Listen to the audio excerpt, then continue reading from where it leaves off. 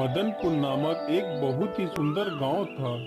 वहां के लोग बहुत ही खुश रहा करते थे तथा एक दूसरे की मदद किया करते थे। वह सारे हिल मिल कर रहते थे। अरे बेटा, जल्दी लौट कर आ जाना। हाँ हाँ पिताजी, शहर का जैसे ही काम खत्म हो जाएगा मैं आ जाऊंगा। अब चलता हूँ पिताजी। एक दिन की बात है, एक जादूगरनी उस गांव से गुजर रही थी। इतनी सुंदर नगरी तो मैंने कभी नहीं देखी। क्यों ना मैं इस नगरी को अपने वश में कर लूं और यहाँ पर अपना महल बनाऊं और यहाँ के लोगों को अपना गुलाम बना लेती हूँ। फिर जादूगरनी उस गांव पर अपना काला जादू कर देती है और गांव के लोगों से अपनी सेवा करवाती है। अरे ओ बुड्ढे, तू आज मेरे लिए आम के मीठे मीठे फल ले आ। मुझे आज आम के फल खाने का बहुत मन हो रहा है।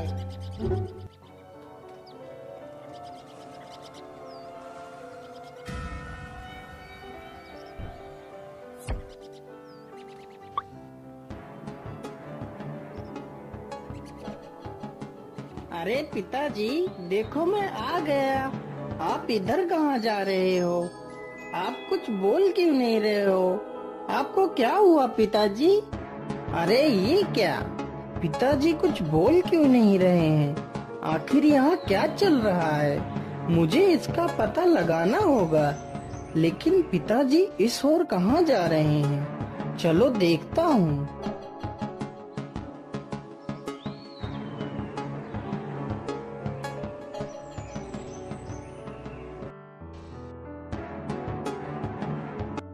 अरे बुड्ढे, तू आम ले आया? चल रख दे इधर और दूसरा काम कर जाके।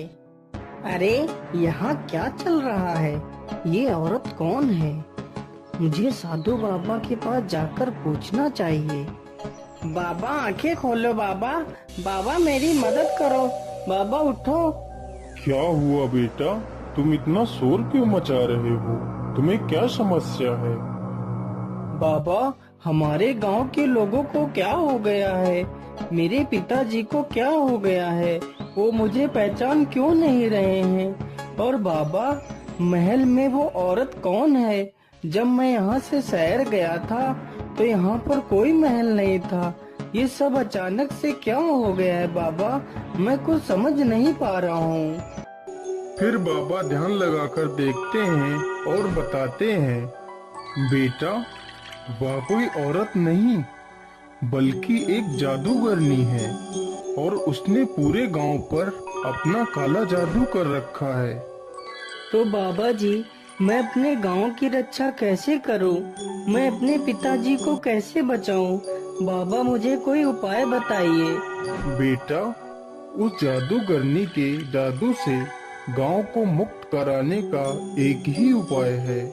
यहाँ से 100 मील दूर एक कुंभा नामक गुफा है। उस गुफा में तुम्हें मेरे गुरुजी मिलेंगे। वह तुम्हें इसका उपाय अवश्य बताएंगे। जाओ बेटा। फिर मोहन गुफा की तरफ चल देता है।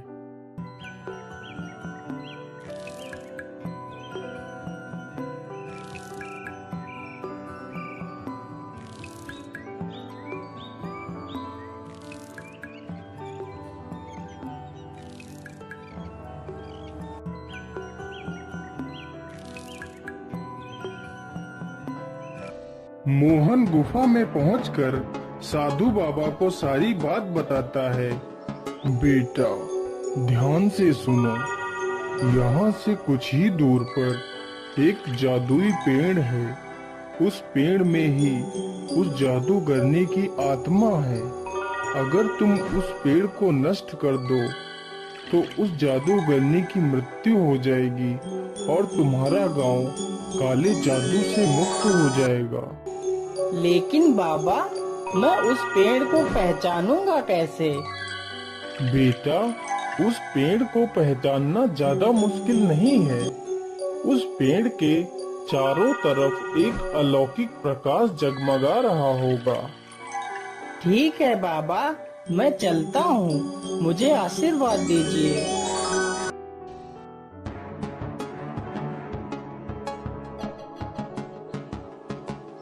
मुझे लगता है कि वह जादुई पेड़ यही है जो बाबा ने बताया था। चलो जल्दी से मैं इसे काट देता हूँ।